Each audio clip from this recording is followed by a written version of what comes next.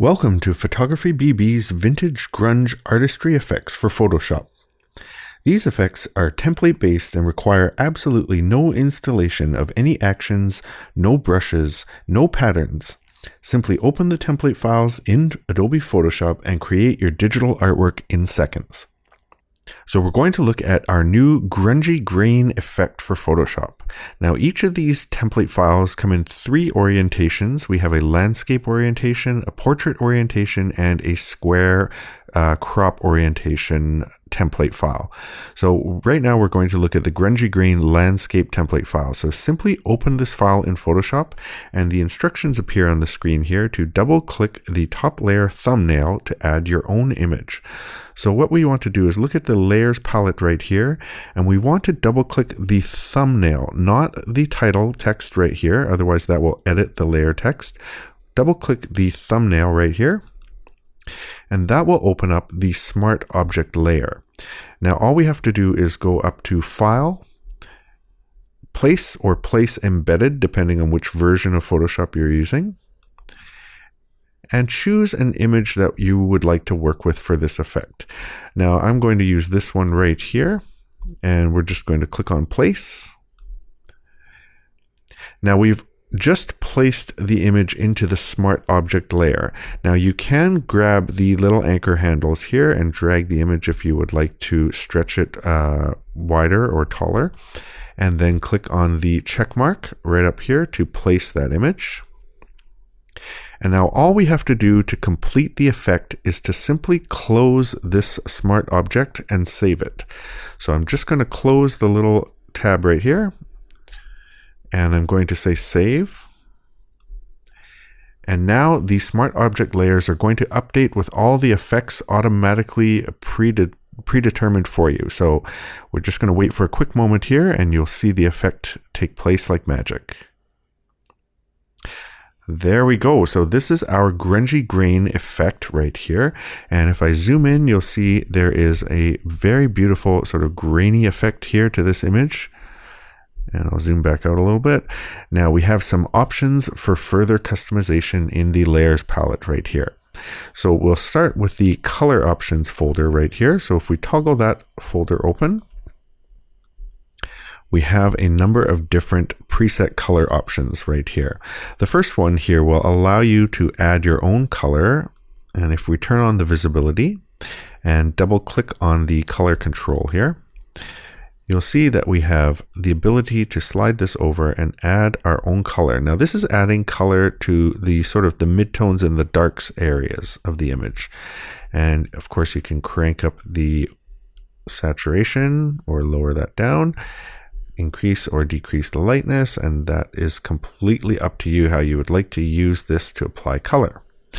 Now, if I close that out of the way and we toggle this color layer off, we also have some preset color options which are a little bit more complex. So if we click on one, we have turns the whites a different color as we see here. Click on another option, and we have a few different options here that tone both the highlight areas as well as the shadow areas. And of course, these options can also be customized if you click on the little control here. And then it brings up the gradient map that we're using to have these colors. Let's say instead of this yellow color, we wanted to make that green. So we could click on the gradient itself. Going to click on the yellow color swatch right here, and then we're going to open that right here. And then instead of this yellow color, we can move it to something like green. We can mute that down a little bit, bring in some grays. It's completely up to you what you would like to do with these. These are just a starting point for you to further customize them however you would like. So I'm going to click on cancel. And we'll leave it with this sort of wild color scheme right here just for a moment.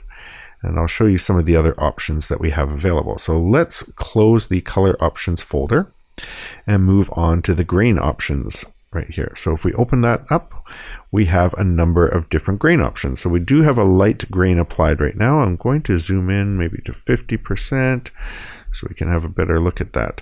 If I take off the light grain and add a heavy grain, You'll see that adds much more grainy to the image. Or we have a couple of cool new ones here. We have a horizontal grain or a vertical grain, and these can have a very cool effect on the overall image itself. Let's actually try changing the color to something a little more muted. We'll go with color option 1. There we go. And there you can see the grain really shows nicely with the vertical grain there.